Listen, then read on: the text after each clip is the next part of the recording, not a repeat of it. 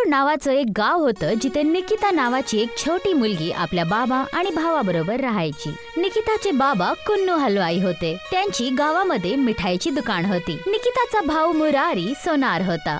तो सोने चांदीच्या आभूषणांचा व्यापार करायचा. निकिताच्या घरी एक नोकरानी काम करायची. पण निकिता स्कूल जायच्या आधी आपल्या बाबा आणि आपल्या भावाला आपल्या हातातून पराठा आणि ऑमलेट बनवून द्यायची. दादा, बाबा, तुमचा देशी घीचा पराठा आणि ऑमलेट तयार आहे. अरे आण बाळा, लवकर खाऊन घेतो. आज मला खूप सारं काम आहे. भिकारीलाल शेठकडे कथा होणार आहे. त्यांनी 50 किलो मोतीचूरचे लाडू बनवायचं ऑर्डर दिलं आहे. आणि तुझा वाढदिवस पण येणार आहे, ज्यात मला 56 भोग तयार करायचे आहे. पराठे आणि ऑमलेटची चव तर एकदम आईच्या हातांसारखी आहे. असं ह्यासाठी आहे दादा, कारण मी आईकडूनच ऑमलेट आणि पराठे बनवायला शिकले आहे. आता तू शाळेसाठी लवकर तयार होऊन जा. ह्यावेळेस वाढदिवसाच्या निमित्ताने मी आपल्या प्रिय बहिणीसाठी सोन्याच्या बांगड्या घेऊन देईल. मुरारी मोटरसायकलवरून निकिताला स्कूलला घेऊन जायचा. रस्त्यामध्ये विष्णुदेवाचं मंदिर पडायचं. निकिता दररोज तिथे थांबायची आणि प्रसाद चढवायची. महिमा प्रभू आहे तुझी प्यारी प्यारी, जय जय नारायण नारायण हरी हरी. पूर्ण भजन नको म्हणूस निकिता, स्कूलसाठी लेट होऊन जाईल. देवासमोर श्रद्धेने डोकं टेकवलं हेच खूप आहे.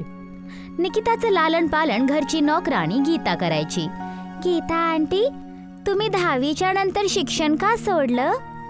माझ्या बाबांच्या मृत्यूनंतर घरात कोणच कमावणारं नव्हतं. माझी आई आजारी राहायची. मला माझा अभ्यास सोडून शिलाईचं काम सुरू करावं लागलं. पण ह्यामध्ये कमाई खूप कमी होती.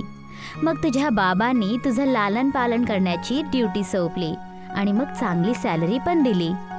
तुमच्यामुळे मला माझ्या आईची कमी महसूसच होत नाही. तुझ्या जागेटी आणखीन कोणी असती तर ती रडली असती.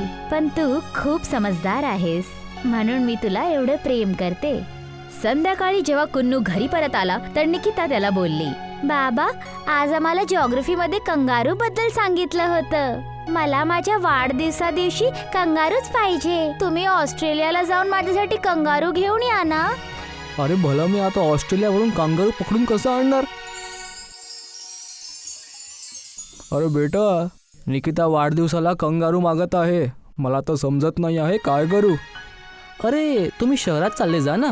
कोणत्या असं दुकानात जा जिकडे टेडी बेअर बनत असेल. तिथनंच एक कंगारू ऑर्डर करा ना. निकिताच्या वाढदिवसा दिवशी नारायणजीच्या मंदिरच्या बाहेर भंडारा ठेवला होता. मुरारीने निकिताला सोन्याचे काकण पण दिले. तू घरी जाशील, तुझा कांगारू तुला मिळून जाईल तिथे.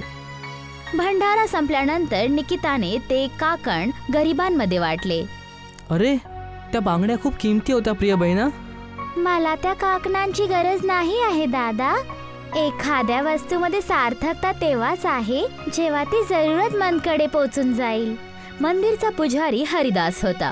हरिदास काही वर्षापासून निकिताच्या वाढदिवसा दिवशी भंडारा होताना बघत होता. हरिदासची आणि निकिताच्या बाबांची पण चांगली ओळख होती. कुल्लू दरवर्षी निकिताच्या वाढदिवसा दिवशी हरिदासला धोती कुर्तीचा कपडा आणि काही पैसे दान मध्ये द्यायचा. अरे धन्यवाद कुल्लू भाऊ, धन्यवाद. आजकाल ब्राह्मणांवर फक्त तुमच्यासारखेच काही लोक दान देतात, नाहीतर जुनी परंपरा तर ही संपत आली आहे. अरे तुम्ही ब्राह्मण आहात म्हणून तुम्हाला मी दान नाही करत. माझी पोरगी ह्या मंदिरात येते. तुम्ही ह्या मंदिराची साफसफाईची देखरेख करता म्हणून मी तुम्हाला दान करतो. कुल्लूचं हे उत्तर ऐकून हरिदासला राग आला, पण त्याने ते राग आपल्या चेहऱ्यावर दाखवला नाही. हरिदास आतून खूप लोभी होता. त्याची नजर कुल्लूच्या संपत्तीवर तर होतेच. हरिदासची 5 मुलं होती, 3 मुलगे आणि 2 मुली. तिघही मुलगे एकदम बिनकामाचे आणि निकम्मे होते. एक मुलगीचं लग्न झालं होतं. छोटी मुलगी रचना मुरारीच्या वयाची होती. हरिदासच्या मनात होतं की रचनाचं लग्न कसं न कसं मुरारीकडून होऊन जाऊ. परे, मला हवं आहे की तो कुल्लूच्या मुलाशी कुठल्या बहाण्याने गोष्ट कर.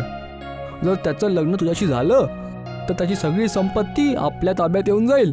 दोघं पण बाप बेटे आपलं सगळं धन त्या लहानशा पोरी निकितावर लुटवत आहे. बाबा, मी शहरच्या एका मुलाशी प्रेम करते आणि त्याच्याकडूनच लग्न करणार आहे. मी तुला शहरी मुलाशी लग्नाची इजाजत तेव्हाच देणार जेव्हा तू माझी गोष्ट ऐकशील. बस त्या मुरारीला फसवून लग्नाची ऍक्टिंग करून घे. एकदा त्याची संपत्ती ताब्यात आली मग तू त्याला सोडून देशील आणि शहरवाल्याकडे चालली जाशील. आपल्या भावांबद्दल पण तर विचार कर बेटा. त्या निकम्मांपासून तर काही काम होणार नाही. कसं बसं त्या तिघांच्या भविष्याचा इंतजाम तर करायचाच आहे ना. आपल्या बाबाचं बोलणं रचनाने ऐकलं. मी तुला थोड्या काही चांगल्या धार्मिक गोष्टी शिकवून देतो. तू यांना पाठ करून घे आणि तिकडे जाऊन त्याला सांगशील ते.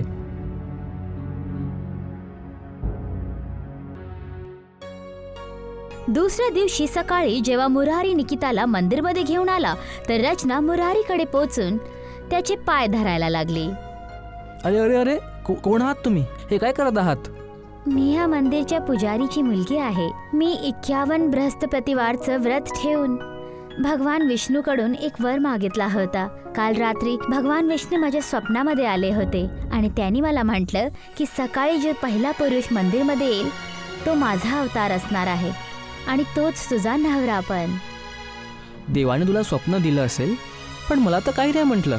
मग मी तुम्हाला आपली पत्नी कसं स्वीकारून घेऊ? सगळं काही ईश्वरची लीला आहे. परमात्माची इच्छा आहे की तुमचं आणि माझं मिलन हो. नाहीतर आज सकाळी तुम्ही सगळ्यात पहिला तुम्ही पुरुषच्या रूपात मंदिरमध्ये नाही आला असता.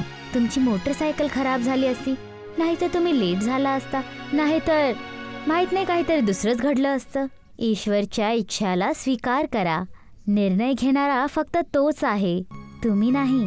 रचनाच्या धार्मिक गोष्टींचा मुरारीवर असर पडला. रात्री जेव्हा तो घरी पोचला तर त्याने आपल्या बाबांना रचनाबद्दल बोललं. अरे जर मुलगी तुला पसंत आहे तर मला काही आपत्ती नाही आहे. तू तिच्याशी लग्न करू शकतो. दुसऱ्या दिवस कुल्लू पुजारीशी बोलला आणि मुरारी आणि रचनाचं लग्न तय झालं. त्यांचं चटमंगनी पटब्या झालं. निकिता आपल्या वहिनीच्या घरी आल्यापासून खूप प्रसन्न होती. हे बघा वहिनी, माझा कंगारू. मी आपलं लेसन पाठ करून ह्यालाच ऐकवते. कंगारू तर खूप छान आहे. तू स्कूलवरून किती वाजता परत येतीस? मी स्कूलकडून 3 वाजता घरी येते. दुसऱ्या दिवशी निकिता, मुरारी आणि कुल्लू तिघं जेव्हा घरातून बाहेर पडले तर निकिता नोकराणीला बोलली, गीता आंटी, आता तुम्ही घरी जा. बाकीचं काम मी करून देईल. गीताच्या गेल्यानंतर रचना घरी एकटीच राहिली. तिने कपाट उघडून मुरारी आणि कुन्नूची पासबुक, दुकान, जमीन आणि घराचे कागद चेक केले. रचनाने निकिताच्या कंगारूला पण वरती उचललं. कंगारूच्या आतून सोन्याचे कुंडल बाहेर पडले. ही मुलगी आपल्या सोन्याची वस्तू कंगारूच्या अंगात ठेवते. खूप चालाक आहे. रचनाने सगळी खबर फोन करून आपल्या बाबांना कळवली. बाबा, माल तर खूप आहे, पण हे तुमचं कसं होईल? बेटी, मला मुरारीच्या पूर्ण परिवाराला गायब करावं लागेल. मग घरची सून असल्याच्या अधिकारांनी सगळ्या गोष्टींवर तुझा अधिकार येऊन जाईल. मग तू सगळं आमच्या नावावर करून टाकशील. मी तुला एक आयडिया सांगतो. कार्तिक मासच्या एकादशीला गंगाच्या किनारी मेला लागायचा. एक दिवस रचना मुरारीला बोलली, ऐका ना, एकादशीवर आपल्या पूर्ण कुटुंबाला गंगा स्नानसाठी जायला पाहिजे. मी दरवर्षी तिथं जाते. मेला पण फिरून येऊ शकतो. ठीक आहे, जाऊया. ज्या दिवस मुरारीच्या कुटुंबाला मेल्याला जायचं होतं त्या दिवस सकाळीला निकिताला आजार आला. निकिताला ताप आहे. मला वाटत नाही की आम्हाला मेला फिरायला जावं लागेल. ताप जास्त नाही आहे. गीता ताई वेळेवर तिला औषध देत राहील. तुम्ही, मी आणि बाबा जाऊया. अरे गीता, निकिताच्याकडे लक्ष दे. तिला कुठेच नको सोडशील एकटं. रचना, मुरारी आणि कुन्नू गंगाच्या किनारी पोचले. पहिला तुम्ही दोघं नहावून या, मग मी नहायला जाईल. मुरारी आणि कुन्नू गंगामध्ये नहायला लागले. रचनाचे 3 भाऊ आणि बाबा गर्दीमध्ये लपले होते. जसं तसं ते दोघे मुरारी आणि कुन्नूच्या पायापर्यंत पोचले आणि त्या दोघांना गंगाच्या आत ओढलं. मग हरिदास आणि 3 भाऊ निकिताच्या घरी पोचले. अरे बेटा, तुझा भाऊ आणि पिता गंगामध्ये वाहून गेले. आता हे घर, दुकान, सगळी संपत्ती आमची आहे. गीता, ह्या मुलीला घेऊन निघून जा, नाहीतर हिला पण असंच गायब करावं लागेल जसा हिचा भाऊ आणि बाप झाला. 4 पुरुषांच्या समोर गीता काय करणार असती? तुम्हाला संपत्ती भेटली ना, आता ह्या मुलगीला एखादाही नुकसान पोचवू नका. हिचा कंगारू परत द्या. काय ते पण नाही देऊ शकत. हे घे, तुझ्या खेळण्याच्या कामी येईल. आता निघून जा. गीता निकिता आणि कंगारूला घेऊन आपल्या घरी येऊन आली. माझे बाबा आणि दादा कुठे गेले? आंटी, मला त्यांची खूप आठवण येत आहे. नारायणजीवर विश्वास ठेव, ते सगळं काही बरं करतील. अचानक एक शेषनाग गीताच्या घरी आला. शेषनागने कंगारूवर एक फन मारला आणि कंगारू जिवंत झाला. मग शेषनाग तिथून निघून गेला. आपल्या भाऊ आणि बाबांची चिंता करू नकोस. हरी सगळं सांभाळून घेईल. तुला कुठल्या गोष्टीची गरज असेल तर मला मागू शकते. माझ्या कुशीत सगळं आहे. निकिताला चॉकलेटी केक काढून द्या. कंगारूने आपल्या पिशवीमधून एक मोठा चॉकलेटी केक निकिताला दिला. तू माझ्याकडून सोना, चांदी, रुपये जे हवा ते मागू शकते. तिथे मुरारी आणि कुन्नू गंगाच्या किनारी पडले होते. गंगामधून शेषनाग निघाला आणि मुरारी आणि कुन्नूला फन मारून निघून गेला. मुरारी आणि कुन्नू जिवंत झाले. त्यांनी शेषनागला गंगामध्ये घुसताना पाहिलं. मुरारी आणि कुन्नू धन्यवाद देण्यासाठी सगळ्यात पहिला विष्णू भगवानच्या मंदिरमध्ये पोहोचले. निकिता पण तिथेच होती. निकिता आपल्या बाबा आणि दादाला भेटून खूप प्रसन्न होती. तिने हरिदास बद्दल सगळं काही मुरारी आणि कुन्नूला सांगितलं. चिंता करू नको निकिता, रचनाच्या पूर्ण कुटुंबावर मुकदमा केला जाईल. उद्या सुनवाई होणार. दुसऱ्या दिवशी कोर्टने मुरारी आणि कुन्नूला विचारलं, तुम्ही आरोप केला आहे की हरिदासच्या कुटुंबाने मिळून तुम्हा दोघांना मारायचा प्रयत्न केला. काय तुमच्याकडे कुठला सबूत किंवा पुरावा आहे? हो, आम्ही या चौघांना आमच्या डोळ्यांनी बघितलं होतं. यांनीच आमचं तोंड दाबलं होतं. हे खोटं बोलत आहे जज साहब.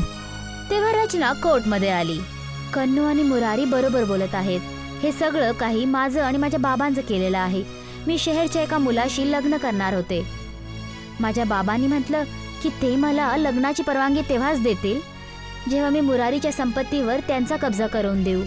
माझ्या आपल्या कर्मांचं फळ भेटलं आहे. मी शहरच्या ज्या मुलाशी प्रेम करत होते, जेव्हा त्याच्याकडे गेले तर तो बेवडा निघाला. त्याने माझा उपयोग केल्यानंतर माझ्याबरोबर खूप मारपीट केली. जजने हरिदासच्या पूर्ण कुटुंबाला 7 वर्षाची कठोर कारावासाची सजा दिली. तुम्ही दोघं जिवंत कसे झाला? कारण देवाची मर्जी होती. निर्णय घेणारा तोच आहे, तू आणि मी नाही. हेच म्हटलं होतं तुम्हाला जेव्हा तुम्हाला पहिल्यांदा भेटली होतीस. मला माफ कर मुरारी. मला आपल्या घरी ठेव. मी कुठलीच राहिली नाही.